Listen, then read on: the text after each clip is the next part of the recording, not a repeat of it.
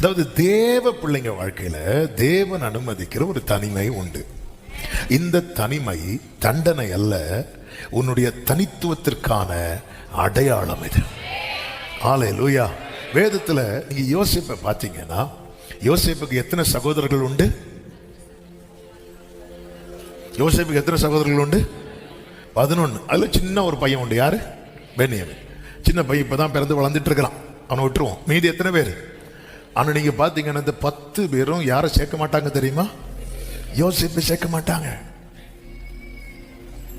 10 பேரும் யோசேப்பை சேர்க்க மாட்டாங்க.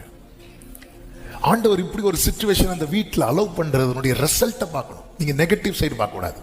தேவ பிள்ளைங்க வாழ்க்கையில அதனுடைய பாசிட்டிவ் சைடை பார்த்துட்டீங்கன்னு வைங்களேன், அவங்க வாயில ஸ்தோத்திரம் வரும். என்ன பாசிட்டிவ் சைடு அப்படின்னு பாத்தீங்கன்னா, இவன் யார ரொம்ப நேசிக்கிறவனா மாறிட்டான் தெரியுமா? அவங்க அப்பாவை. ஹல்லேலூயா.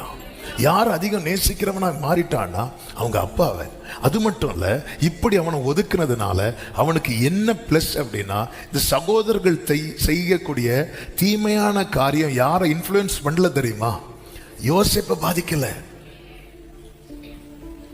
ஆமே. நீங்க நல்ல கவனிச்சிங்கன்னா தெரியும், ஸ்கூல்லையும் சரி, காலேஜ்லயும் சரி, ஆபீஸ்லயும் சரி, ஒதுக்கப்படுறவங்க நிறைய பாதிப்புல இருந்து காப்பாற்றப்படுவாங்க. அவங்க எதுலதான் பாதிக்கப்படுவாங்க தெரியுமா? என்ன பண்ணிட்டாங்க? ஒதுக்கிட்டாங்க. ஆனா ஒரு தேவ பிள்ளை வெளிச்சமுள்ள தேவ பிள்ளையா இருக்கணும். உம்முடைய வெளிச்சத்துல நாங்கள் எதை காண்கிறோம்? வெளிச்சம் காண்கிறோம்.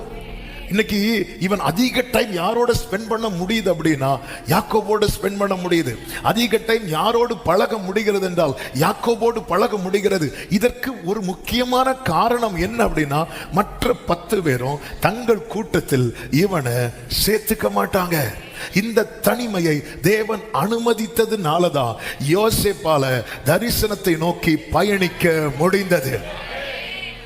கூட்டத்தில் சேர்த்துக்கணும்னு சொல்லி யோசேப்பு தன்னை மாற்றிக்கவில்லை, தன்னை மாற்றிக்கொள்ளவில்லை. அண்ணா நீங்க பண்றதை நானும் பண்றேன். இன்னைக்கு அநேகர் நண்பர்களோடு சேரும்படியாக அநேகர் இந்த மாதிரி செய்கிறதை பார்க்க முடியும். தேவ பிள்ளைங்க வாழ்க்கையில உனக்குன்னு ஒரு தனித்துவத்தை கர்த்தர் வைத்திருக்கிறார் என்றால் உன் வாழ்க்கையில ஒரு தனிமையின் அனுபவத்தை கர்த்தர் வைத்திருப்பார். ஆமென் சொல்லுங்க பார்க்கலாம். அவன் யாராக மாறுகிறான் என்றால் தரிசனத்தை நோக்கி பயணிக்கிறவனாக மாறுகிறான். அவன் வாயை திறந்து பேசினா தரிசனம் தான் பேசிட்டு இருக்கிறான். இதுக்கு ரீசன் என்ன அப்படின்னா, அவன் வீட்டில் அவன் ஒதுக்கப்படுகிற ஒரு நிலை. இது அவங்க ஒதுக்குனாங்கன்னு சொல்றதை விட கர்த்தர் இதை அனுமதித்தார்.